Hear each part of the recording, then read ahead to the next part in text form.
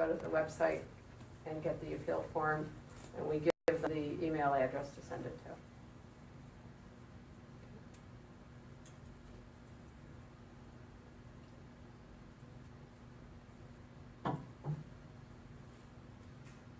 Okay, so let's talk about reviewing academic records. So HESC has done everything that we need to do internally. Actually, we're doing it at the same time. And then there's the external evaluation.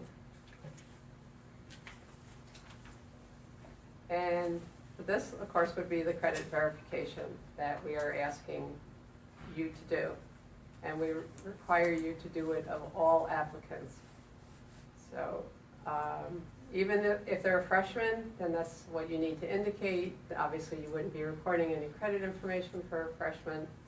If it's a student who's been in school, then you would have to report their credits by term. It's an electronic process that we send out the file to you. You send it back to us with the credit information. We make an eligibility determination based on that. And I'll talk a little bit more about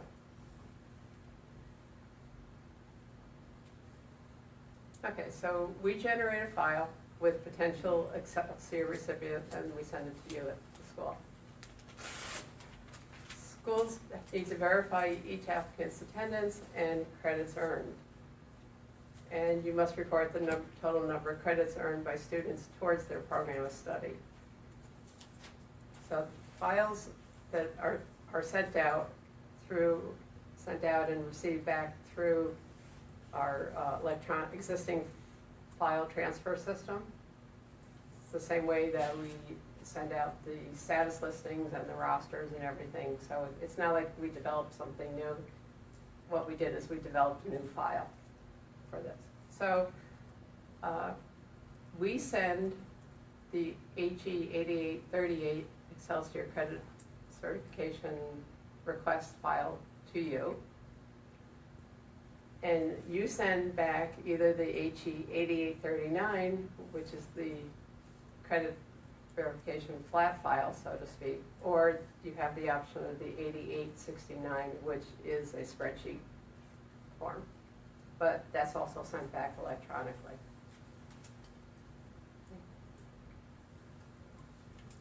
And once we receive that information, then we continue our assessment on evaluation.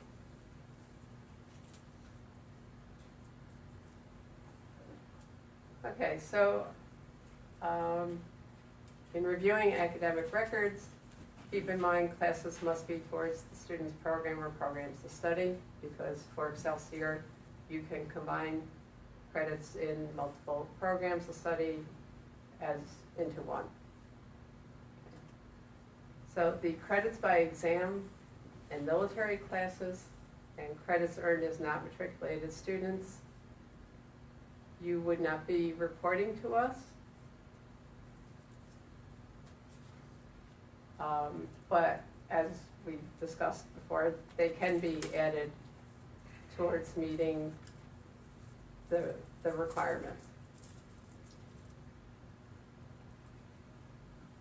And then, of course, there is that final term exception, which really applies more to certification.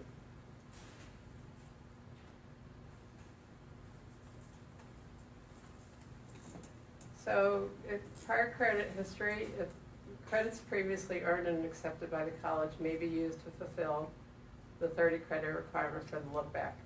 And I'm actually just going to correct what I said a second ago about not reporting the AP. You are reporting the AP courses to us and courses as non-matriculated, because otherwise your students wouldn't meet the 30 credit. So if you're using them for the look back, you need to report them to us.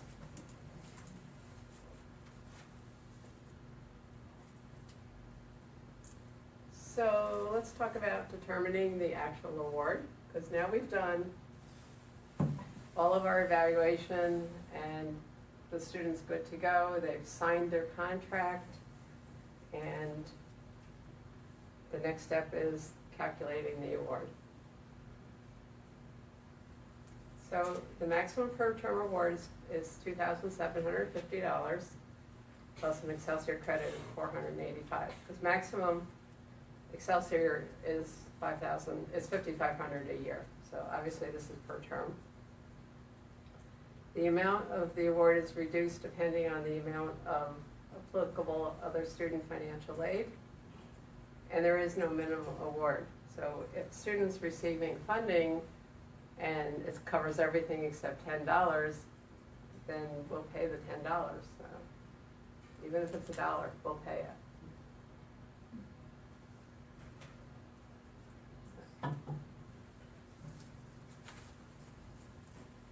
Okay, so as everyone knows,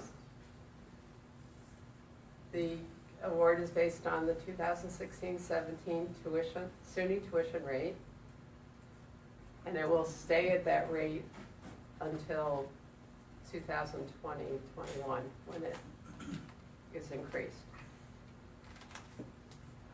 So you would be deducting any financial aid that covers tuition expenses, which is Pell, private scholarships, tuition credit, SEOG. Do not deduct any awards designated for non-tuition expenses such as housing, books, computer equipment, things like that. And also do not deduct federal student loans and college work study.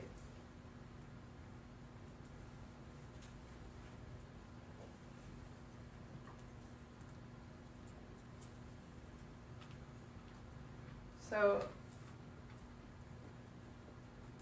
we realize that financial aid can change throughout the semester or throughout the academic year. So if you report to us, the figures as of, say, that were calculated as of your 100% tuition liability date. That's what you would be thinking to report. That's what you would do for your initial estimate of the Excelsior Award. But if later on there's a change to their aid, say their Pell is reduced, you would need to recalculate your estimate and get that information onto the student's account. So hopefully by the time you're doing the certification, their financial aid has stopped changing. Now, I realize that's probably not 100% correct either, because from what I've heard, it can change anytime through the academic year. So if you happen to certify a student using certain figures and they change, then you would have to submit a change in that certification. But anyway, so you need to post your estimates on the student's account so they're aware of it, because obviously HES does not have that information. And of course, throughout the summer and fall, we had receiving lots of calls from students saying, when am I getting notified of the amount of my Excelsior Award? And we've been sending them back to the school, because until we have the information through certification and we've done the calculation, we have nothing on our system. So we're not collecting any of the information. So we originally thought, we were gonna ask for all that information, and then we realized since it can change and what the student can tell us may not actually be accurate anyway, that we would just wait until we get the information when we need it. So if the student has a leave of absence, and if it's an approved leave of absence, they need to actually send in the appeal form to us so we can make the decision on whether or not it's actually an approved leave of absence. If it's for example, if it's a student who has just decided not to attend one term because they want to travel through Europe, that's really not an approved leave of absence. It's something that, they had to take care of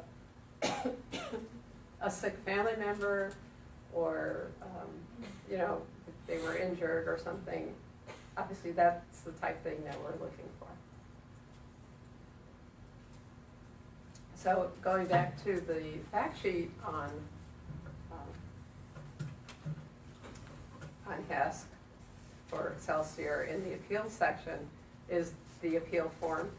And this is a little bit longer because we require position statements and signatures and all of that. But if you want to see what the form looks like, just go out onto our website and click on it because it's right there for everyone to see.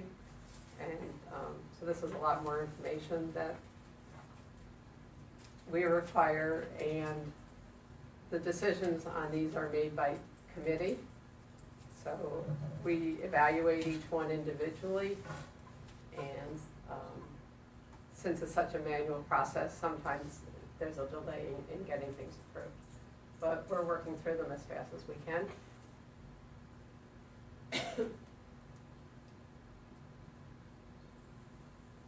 But just make sure that if you have students that may be in this situation, point them to the website to get the appeal form and have them send it in.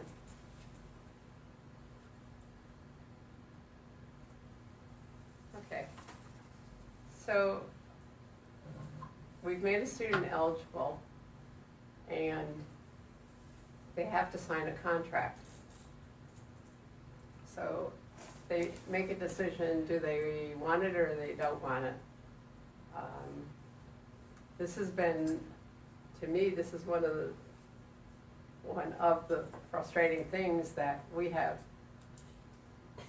thousands of students that haven't signed contracts. And we don't know if they're not in school or they don't want to commit to living in New York. I don't know why, it's a great place. Look, you know, it's snowing in April. Where would, you know, where else could you get that? So the student has to make a decision, and before signing the contract, they can email the defined Excelsior mailbox, and then we update the system, and then the student will not appear as eligible anywhere, won't appear on status listing. After signing the contract, if they change their mind, then they can either call HESC, they can email the declined Excelsior mailbox, and we'll update the system, and then the status listing will be updated accordingly.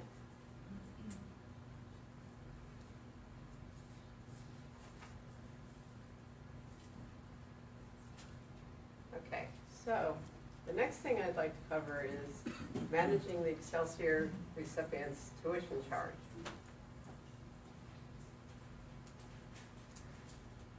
So, what tuition is the student charged? When do you make that decision? So let's walk through the process.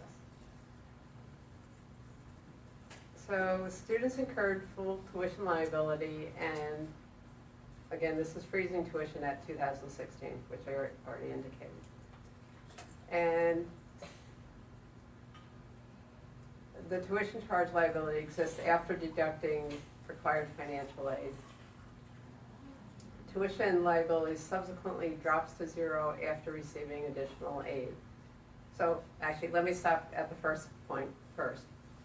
So tuition liability exists after deducting requirement. So you're looking at your 100% tuition liability date.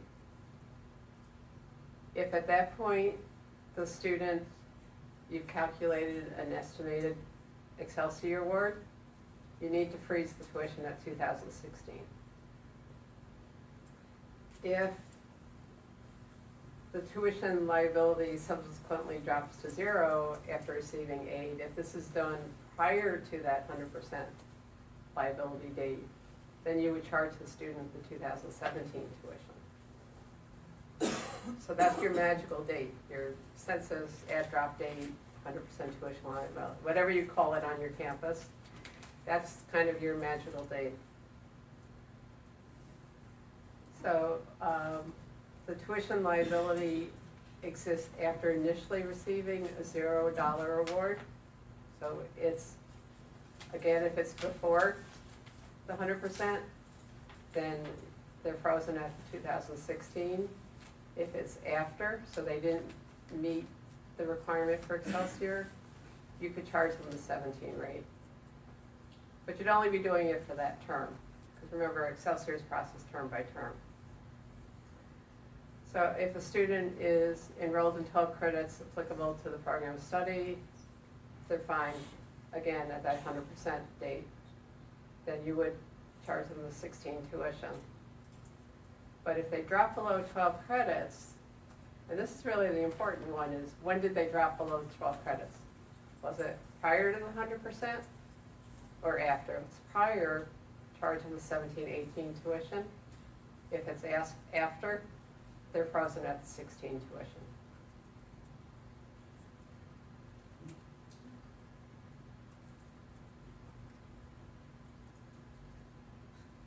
It's basically kind of what I just said. Students incurred full tuition liability, and no tuition change liability exists after deducting the financial aid. Then you're charging the current rate. Again, everything is based on that magical date, and if the student's not enrolled in the 12 credits applicable to their program, then that also applies. So now, your students who take summer or winter classes, the tuition freeze only applies to fall and spring. So I'm not sure how you would handle this on your campus. I don't know if you can charge different rates for different terms. It's a decision that you have to make, but by law for the Excelsior program, since we only pay for fall and spring, those are the only terms that we require the tuition to be frozen.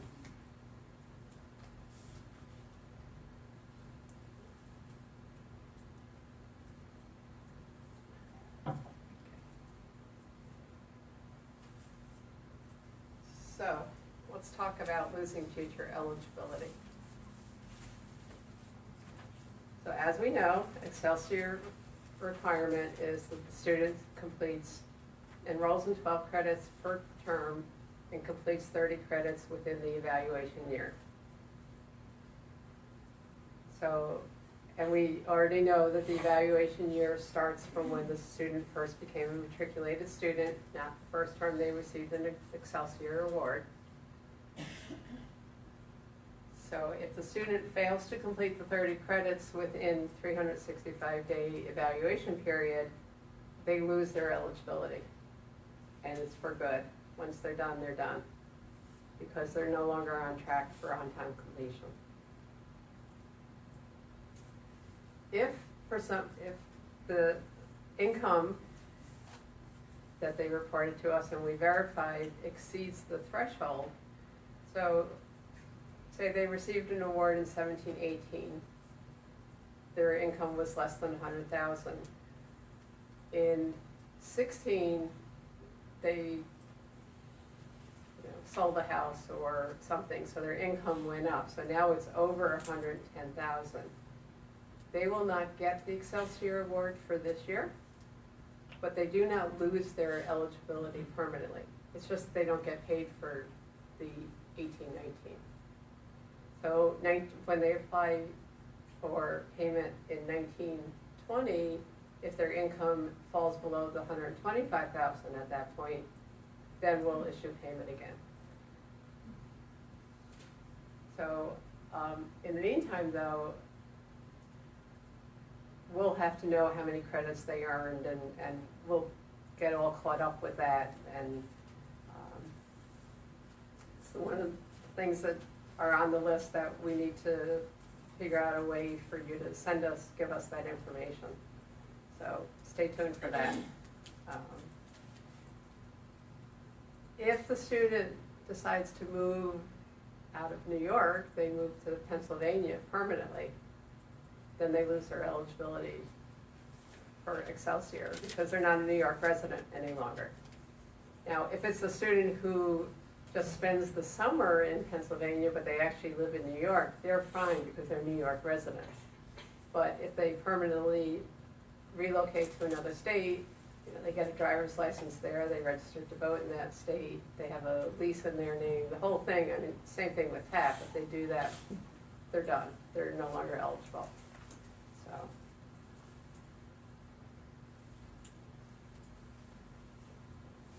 So how does losing their eligibility affect the payment? Because that's really what it's all about, is getting the money to the school or the student having to pay you. So if the student's enrolled in that 12 credit in their first term of the evaluation year, that payment will be made. If they fail to complete 30 credits at the end of their evaluation period, we will not make that second payment. And again, then they would be out of the program altogether.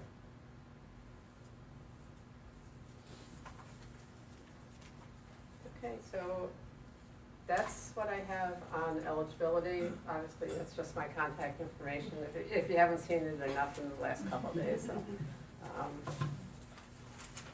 So now we'll open it up to questions, I guess.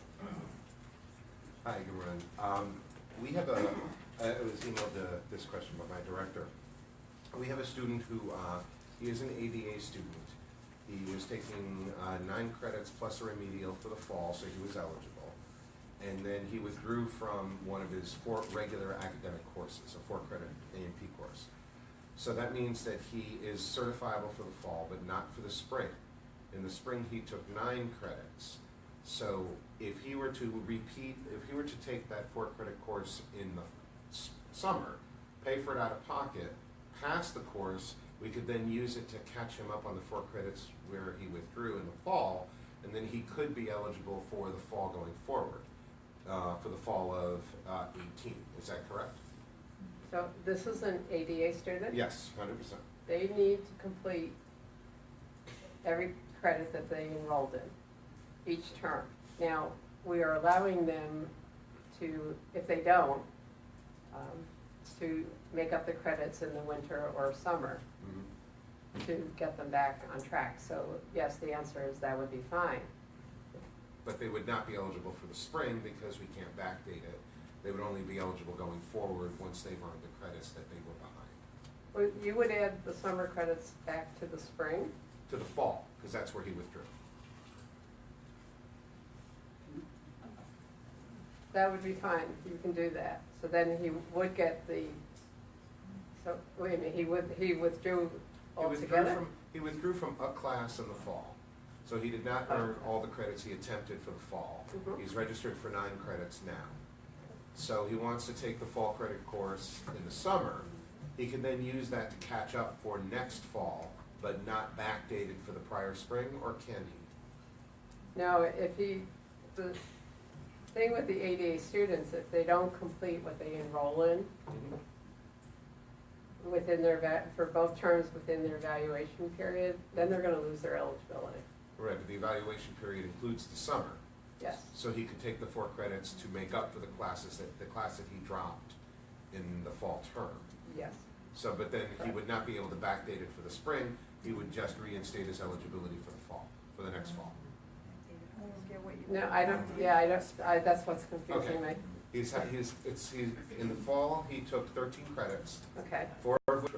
14 credits, 4 of which were remedial. So he was actually attempting 10 credits, 10 academic credits. Okay. He withdrew from A&P, so he earned 6. He's taking 9 now. Let's say that he earns all 9 credits for this semester and takes the 4-credit course again in the summer. That means that, and he passes it, that means that he will get his money back for next fall. No. It's fall 17 payment. So he gets the fall of 17 payment and the spring of 18? Because As long as he enrolled and completed whatever he needed to in the spring. Okay, as long, if he passes, I would certify him for the spring after his summer credits are earned. Well, no, because if you're going to use the summer credits for the fall. But we don't know that he's earned the credits yet.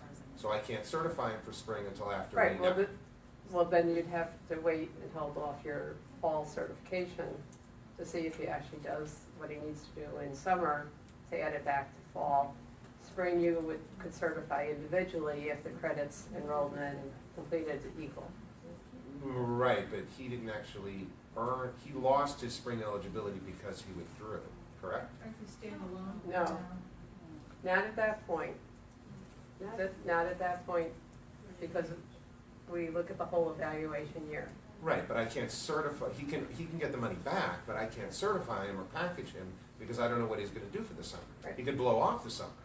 So if he does blow off the summer, then he could never Well, get spring. in your case, I would not certify either fall or spring until you know whether or not he did summer.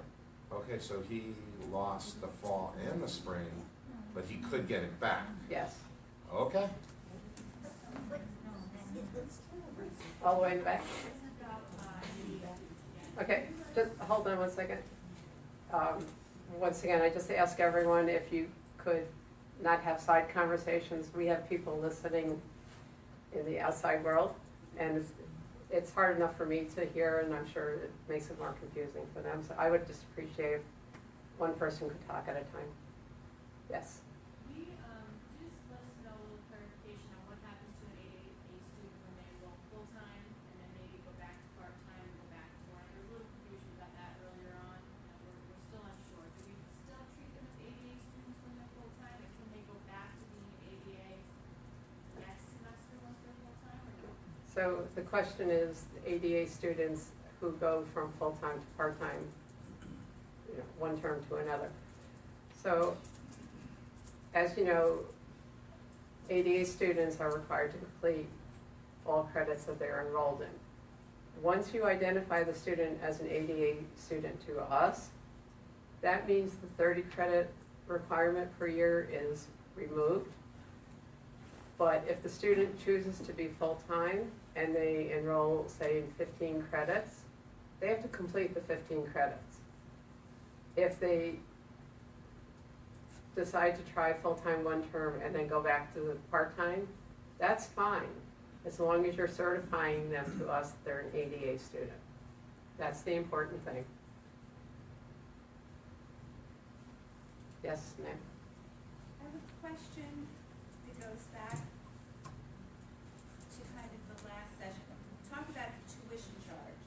If a student's registered full-time, drops to 9 credits before the end of 100% liability, we can then charge fall 17 tuition. However, at the end of that term, if we decide we want to go back and pick up an AP course to fill in and make that student full-time, do they still get charged the 17 tuition, or do we go back? You would have to go back and adjust their tuition back to 2016. So basically, anytime a student is receiving an Excelsior payment, it has to be, you need to be charging that student 2016. Except for summer. But we wouldn't know. Well, except for until summer, the end winter, of the but- term. So we But charge then you them- would just have to adjust it. Okay. And that tuition rate is good for the year, regardless of spring eligibility, right? Well, yes, Right, so I mean, if they're getting the Excelsior payment in the fall, but then after the spring semester, we find they're not eligible for the spring payment, they still get the tuition rate. right. The question, just so everyone, and make sure I understand it, is that do you need to charge 2016 tuition rate for the whole year? Or once you determine in spring they're not meeting the 30 credits, can you go back and charge them the 17 tuition? You cannot. You have to leave them at the 16. Because they were eligible for the payment, they didn't meet the program requirements, so that the payment doesn't get made. And as I've said, if they don't get to the 30 credits, then they're done with Excelsior. There's no future. I have more of a Kim? request than a question. We came across a couple of interesting scenarios with when students are transferring into a new school and they go and change their school code on CAS and with Excelsior. Students are then automatically assumed that they're eligible because they were determined eligible at their prior institution. So those students actually are loading automatically into our system and being awarded the Excelsior scholarship. However, many of them may not be eligible because of maybe we didn't accept all of their transfer credits, so they're no longer on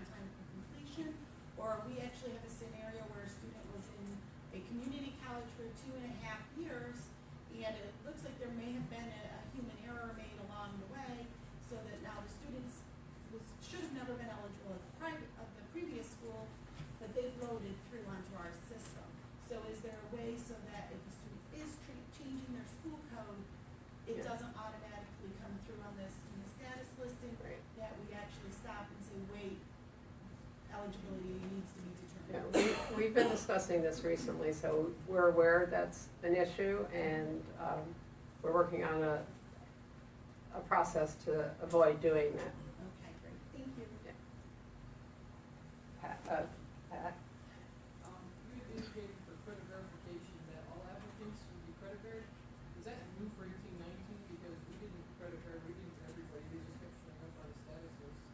Is that new? No, you should have received all students. Well, from when we started processing, we did change the process. And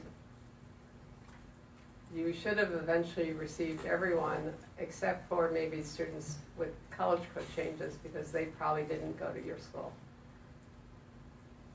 But definitely going forward, you will get 100% of your students that have reported your school on their application. And I just want to take a moment to talk about credit verification for 17-18, and then I'll open it back up to questions. So we're still processing for 17-18 for both the fall application, which would be for fall and spring, or the spring only students. And we know that there are outstanding credit verifications for a lot of students. So recently, actually last Friday, new files were sent out to you, or spreadsheets were sent out to you identifying the students who were still missing credits for. And we really need those returned to us, because if not, we are going to tell the student that they're not eligible, but we're also going to indicate that you at the school did not provide the credit information. So please do your best to get them into us as soon as you can. If it's an issue or you haven't received any, it could be either you don't have any, excuse me, you don't have any outstanding credit verifications, or that would be the only reason you wouldn't have received it. So this also included the ADA students, which is a manual process. So please get them back to us. If you're having an issue with doing that, definitely let me know, because I certainly don't want to deny any students that you may be working on. So if it's a systemic thing at your school that you can't do it by next week, because we'd like them back by next week, and we appreciate the fact that you're all here, so it may not be getting done at your campus, so we wanted to give you enough time. But I felt important enough to mention that if you did get a recent request from us, please send us in the information. Yes? So just to clarify, for this current 17-18 year, has to basically cleared anyone who indicated they were a first-time, first matriculated student. And then for 18-19, that information is going to get pushed to schools to certify, to verify that that certification is correct, right? No, for 17-18, we sent. Not initially. Not initially, Right. but then, Okay, not initially.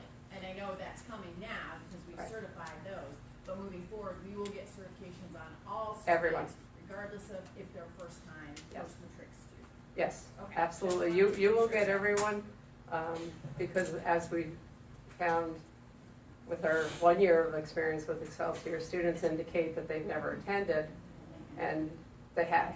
Yeah. So, and of course, we don't have that information. We may know that we made a TAP payment, but we don't look to see were they certified for the award, so we don't really know. So we're relying solely on you to tell us that the student, provide us with the credit information, we will make the determination, do they meet the requirements. Kim? And just kind of one more request, I think, and I think that part of what makes all of this so frustrating is not that the interpretations and things have changed as we go along. We had to expect that with the short time frame everybody was given to implement this program. But I think some of the communication, because what happens is one school comes across an interesting scenario, they reach out and to have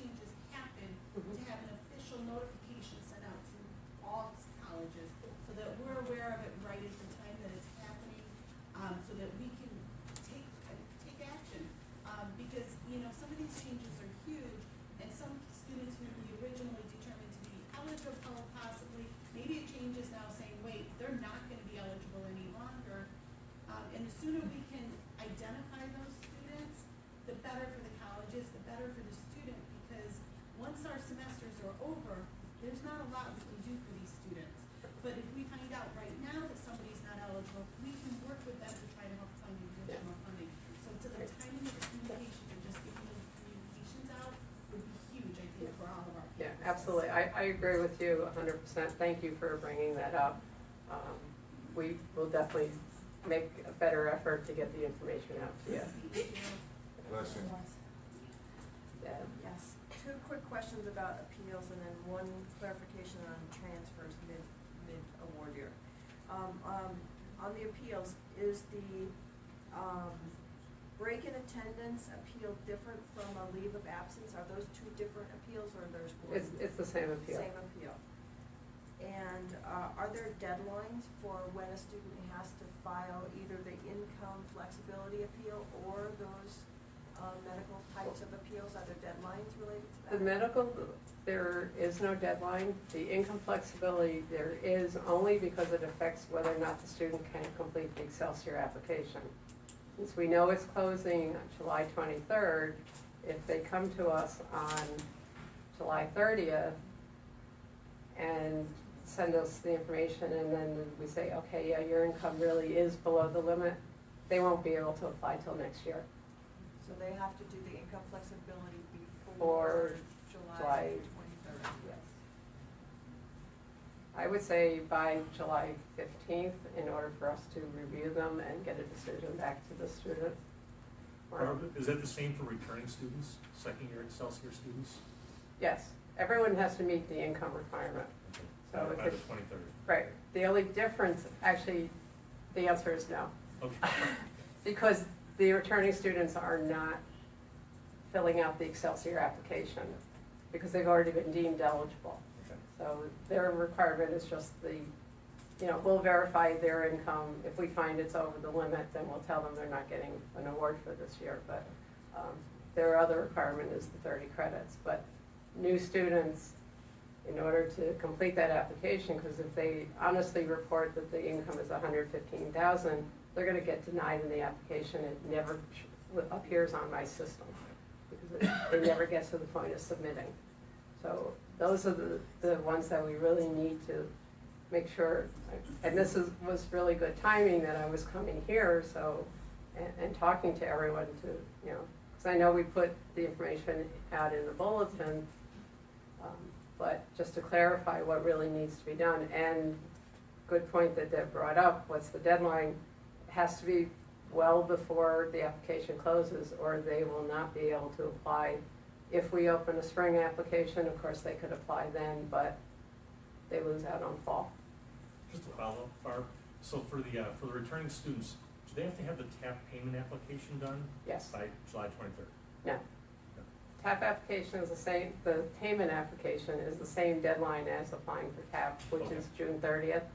It just means, though, I hesitate saying this, Right.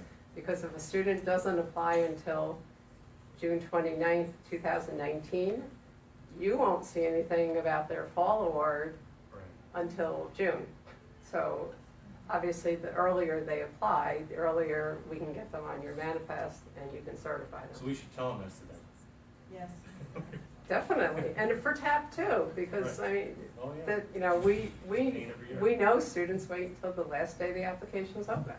And then the day after, when they haven't done it, they call and say, I can't apply for TAP. Well, you only had 21 months now. They have 21 months to apply for TAP, and they still missed the deadline. Can I finish that transfer? Yeah. For the, Hold on, Go ahead. okay, Bob. for the stragglers with the credit verification, we emailed about, I know we had a couple, and they were all people who were chasing for their fall 17 progress transcripts from their other schools. So on Monday, when you guys want those files back one way or the other, should we just be reporting them back, 0 credits earned in the fall? And then Yeah, it becomes you're gonna their have to, problem. you're gonna have to. Yeah, okay. And then the student can apply again, for 18-19, because they're gonna, what will happen is, once we get the information from the school that they're not eligible, or if we don't hear from you, and we cut off the time, we're gonna withdraw the 17 application, and the student can just apply in 18. And hopefully they'll give you that information that you need. So Yeah. back, transfer clarification. Students who were deemed eligible at an institution for Excelsior in fall 17 received it, I assume, at that school, and leave that school and transfer to my institution. Because they've already received Excelsior, I don't have to worry about the number of transfer credits. I only need to look at that they have earned a total of 30 credits from fall to the end of the next summer, correct? That's correct. And I just want to repeat the question because it's actually a very important question. So a student who attended school A in the fall received Excelsior. When they transfer to your school in the spring, do you have to worry about the credit verification from prior? You don't. You would only be looking at, are they going to meet the 30 credits based on what you've accepted into their program of study as transfer credits, and what they're taking in the spring, are they going to get to the 30 credits? If they do, they're good. If they don't, they're out. Okay. How is that gonna, track the bank credits and stuff, so we'll know what other schools use and which bank credits are left over? We are not responsible for tracking those. That's, well, yes, you need to know. Well, talk to your colleagues. I don't want to throw it in your lap, but it's not something that I need to know. I just need to know that you're using a bank credit that has not been used before. So I could use them all, you would know the difference, right? Well, we may be changing that, so I would say be careful on using your bank credits more than once.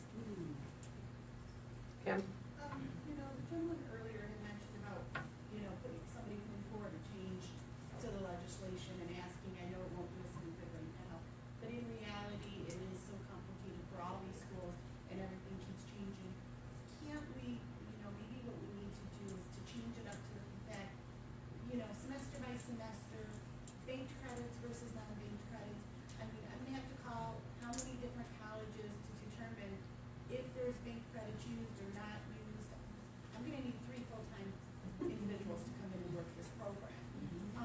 When we ask for the change in legislation, can we make it simple and say, from your first time you ever matriculated at college, are you a freshman, sophomore, junior, senior, you need 30, 60, 90. You can use bank credits to make to that, but then you don't have to worry about term by term by term. Did you do 15? Did you do 12? It's, are you on time to complete your degree within the 4 years from your first matric date?